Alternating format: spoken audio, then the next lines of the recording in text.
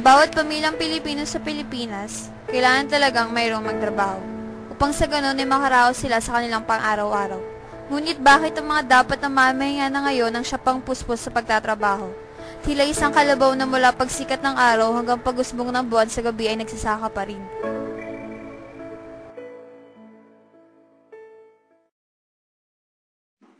Sa likod ng mga isyong nagsusulputan sa ating lipunan, ay matatagpuan ng isang kaganapang hindi nabibigyang halaga. Kaganapan na maaaring maging kinabukasan ni numan.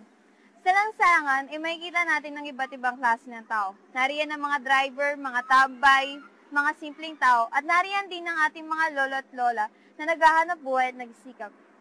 Ngunit, bakit nasa lansangan pa din sila lolo at lola? Di ba dapat ay namamahinga na lamang sila at nilalasap ang kaginhawaan sa buhay? Na dapat ay pinapanood na lamang nila ang kanilang paboritong palabas sa TV? Na dapat ay pinapahinga na lamang nila ang kanilang pagod na katawan? Bakit nasa lansangan pa din sila lolo at lola? Sa tabi ng Riles sa syudad ng Taguig, isa sa aming mga nakapanayam may isang matandang ale na nagtitinda ng mga candy, chichirya at iba pa.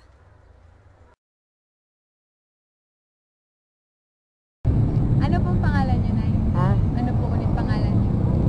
Pangalan? Remedios Ausadil. Ilan taon na po kayo? Ano, 64. 64 na po. So, Nay, ilan taon na po kayo nagtatrabaho na ganyan po? Matagal na kami dito. Di ko kami nakatira sa Riles ng araw. Matagal na po. Ilan taon po kayo nung Punta kami ito yung mga 1975. 1970. Tagal na nga po. So, Nay, ano po? Meron po ba kayong mga naranasan dito na hindi nyo po makalimutan? Yung may umaway po sa inyo? Matagal kami dito na nagtitinda lang kami dito. Wala naman po masyado. Nay, ano po? Magkano naman po yung mga kinikita nyo kada araw? Mga average Minsan, 300, ganyan. Minsan 400. But hindi pa pares ang kita. Minsan malakas, minsan hindi. Pero yung pinakamababa po, na nakuha nyo na, 300, ganyan. Nay, yung mga kinikita nyo po, kasya naman po siya dun sa ginagastos mo sa bahay nyo. Dalawa nga naman kami. Kada po. Ay, sa nanay Tama po. ko. Tapos po, dalawa lang kayo, Nay? Wala na po kayong pamilya? Wala na po yung anak nyo? Ang anak ko may mga asawa na. Nakahiwalay na po sila sa inyo? Oo. Bakit po, Nay? Ba't nyo pa pinili na magtrabaho? Hindi na lang po kayo sa mga anak nyo po? Mas maganda naman yung ganito kasi sanay na kami nito. Sanay na po kayo. Matagal na kami. Yun, Nay, hindi naman po kayo napapagod sa ginagawa niyo. Eh, nakukulang na kami minsan. Bibili namin sa baba yan. Tapos tinda. Nay, Sa paglipas ng mga oras at pagbabago ng panahon, sadya nga bang pati sina lolo at lola ang siyang magiging lakasan ng bayan ni Juan? May mga dapat nga bang sisihin? O may dapat na talagang tugunan?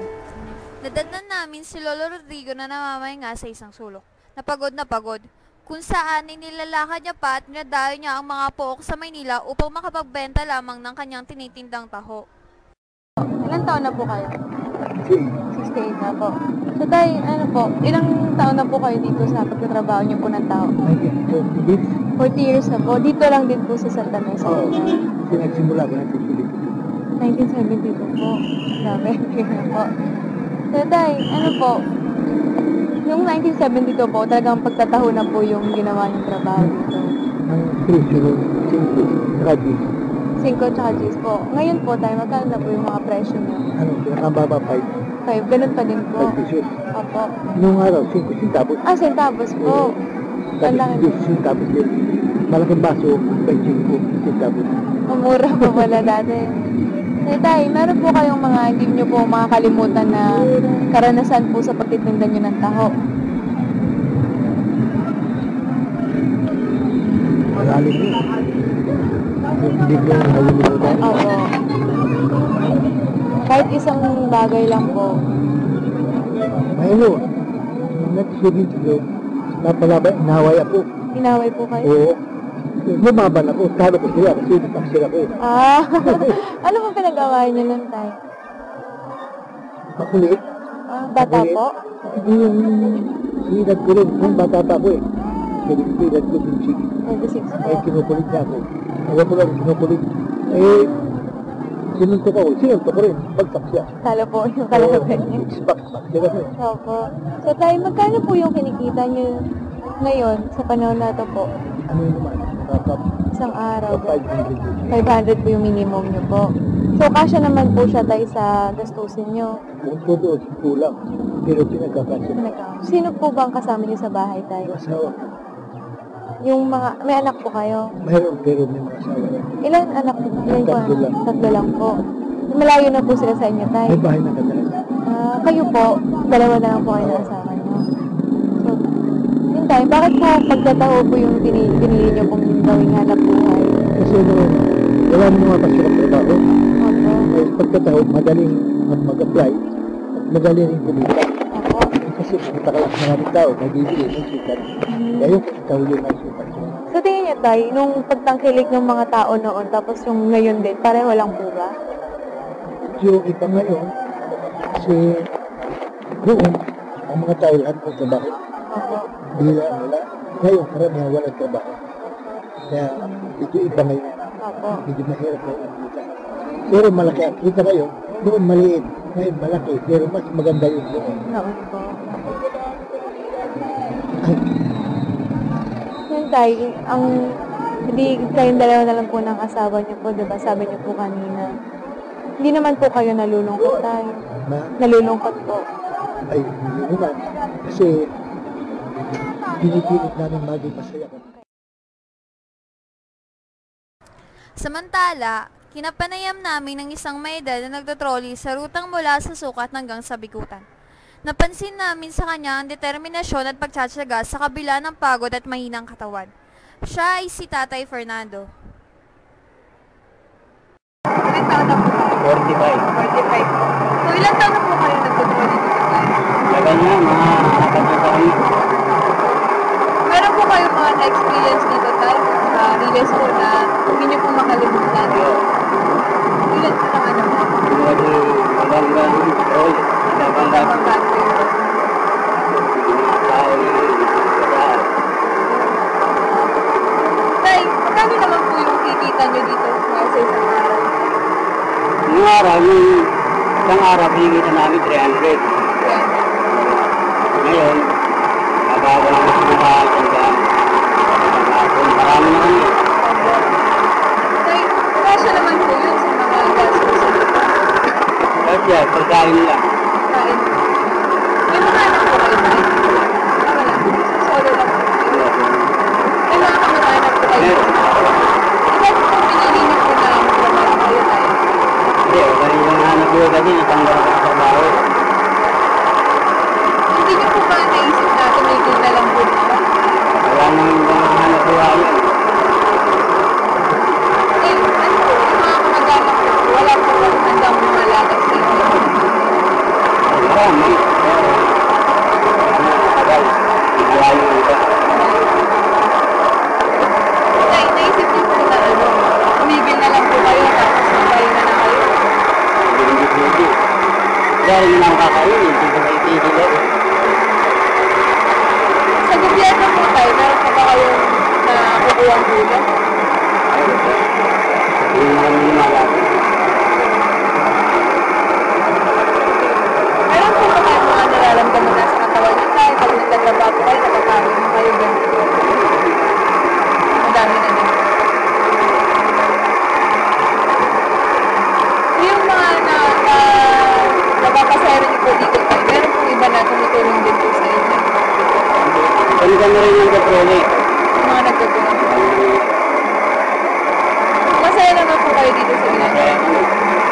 Kaya at yung mga nakabagong taon, magayan dito. Para lang ano magawa ito. Kaya hindi na kami nag-iisay dito. Minsan, nangyari kami sa bahay, sa Cavite. Pero madalas tayo sa Cory po kayo nagtutulong. Oo. Hindi naman po delikado ng ganito tayo. Yun yung nilabado kasi nasa... Pagkala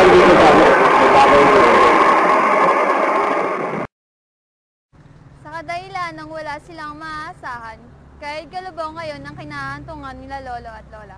Ang paghahanap buhay ay karugtong ng araw ng kanilang buhay.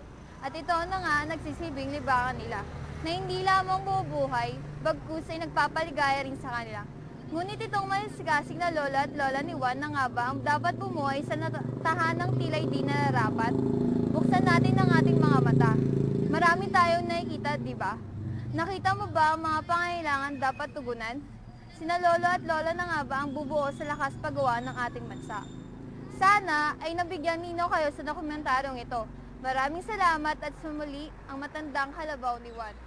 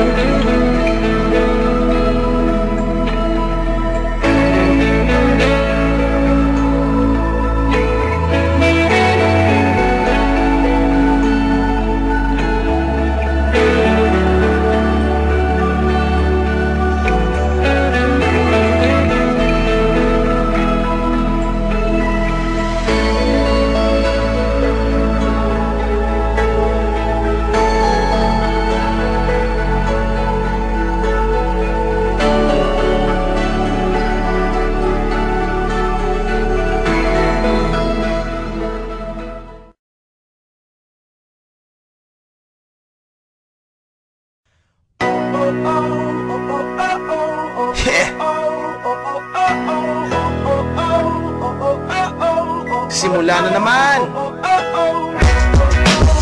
Magandang umaga, kaibigan.